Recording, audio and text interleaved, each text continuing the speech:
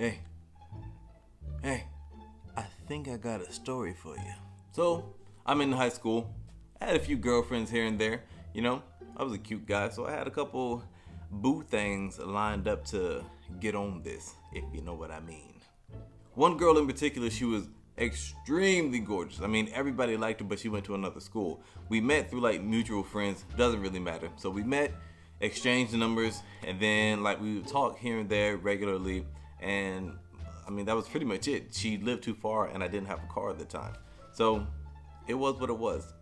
On my birthday, my mom surprised me with a car. Well, she didn't really surprise me with it because I had to pay for it, but she found a car for me that I had to pay for.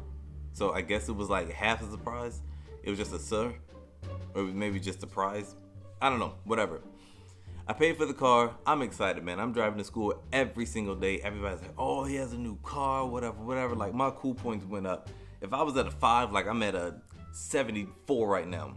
So now all these girls are kind of like trying to talk to me or whatever. And I kind of figured they only want me just because I have a car. So they would want me to drive them to work or just pick them up and take them to school every day. Simple stuff like that. So when I finally tell my girl at the time, let's call her Rihanna, because she looks just like Rihanna. And everybody said so. So I tell her, hey, like, I finally have a car. So she said, oh, that's great. So I'm picking her up. We're going to the movies. We're going to the mall. We're going to the moon. I mean, wherever there's a road, like, we went there. The moon has a road. You just don't know it yet. NASA knows all about it. Don't ask them about it. Just take my word. After that, like, I'm feeling real grown up because now I have a job and I have money and I have a car, like, and I have a cell phone. So right now I'm pretty much like the vice president of everything. So it is what it is. One day Rihanna hits me up and she's like, hey, I'm at home.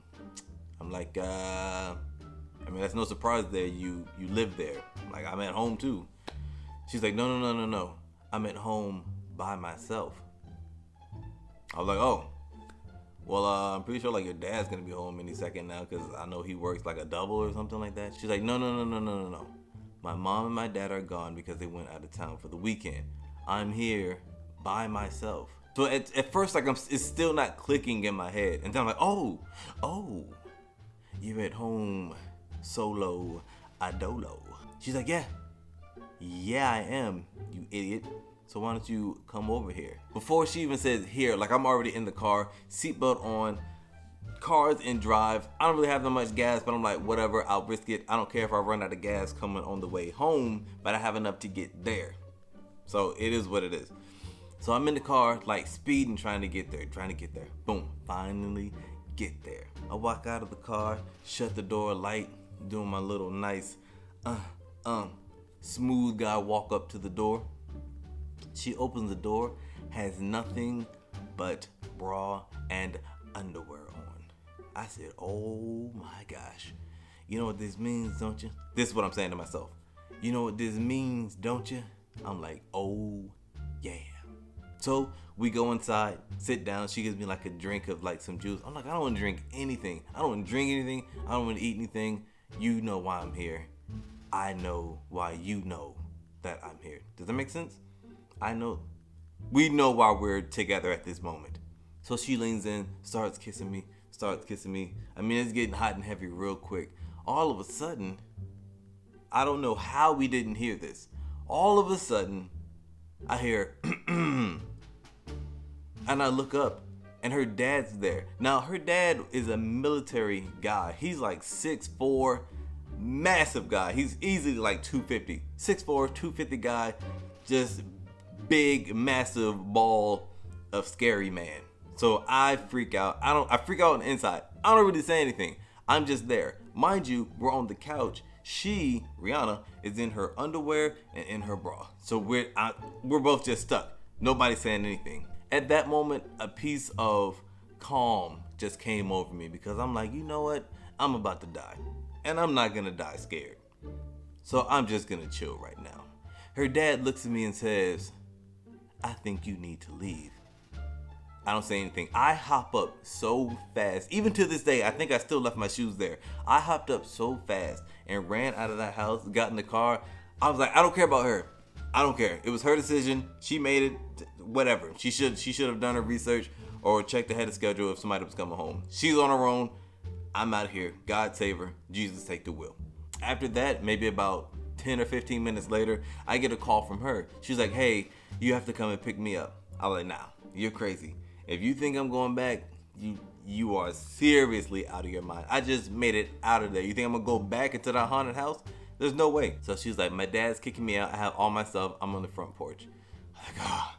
Now, if this was me, if this would have happened to me now, you would have been on your own. But back then, I was a little bit nicer. So I'm like, okay.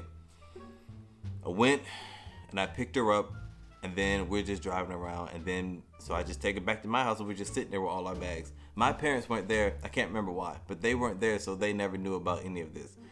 And they still don't know about this till this day. Well, they might now. So I get a call from Rihanna's mother. It's like, where did you do with my child? I'm like, what are you talking about? It's like, why did you kidnap my child? I'm like, I didn't kidnap anybody. Like, your husband kicked her out. So I don't know what happened. Maybe he said that she ran away, or that I still don't know to this day what happened. But for some reason, Rihanna's mom thought that I kidnapped her. So now I have two things over my head. So now I'm like, hurry up, get your stuff, get in the car. I'm taking you back right now. So we run, get in the car, and then I drive her back. As I pull up to her house, her mom is standing outside on the front porch.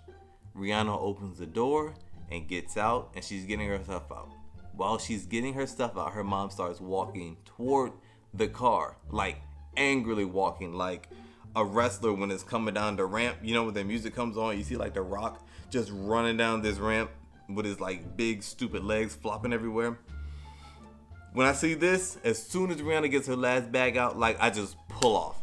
I just pull off. I don't even care about the door being open. Like, whatever. I don't care. I'm gone. I can't deal with you or anybody else anymore. And that was the last time I saw Rihanna. Well, not the last time, but I didn't see her for like a really long time. To this day, I don't know what her dad told her mom, and my mom still doesn't know. Moral of the story is, if someone asks you to come over, just make sure all the doors are locked and that nobody is coming back. Thank you for clicking and watching this video. Hey, if you're already here, just go ahead and click that like button. It'll do me a great service. Also, why don't you go ahead and reach over there and click on that subscribe button. It'll do me an even better service. When you hit that bell notification, make sure you hit all so that you know when I post videos. Yes!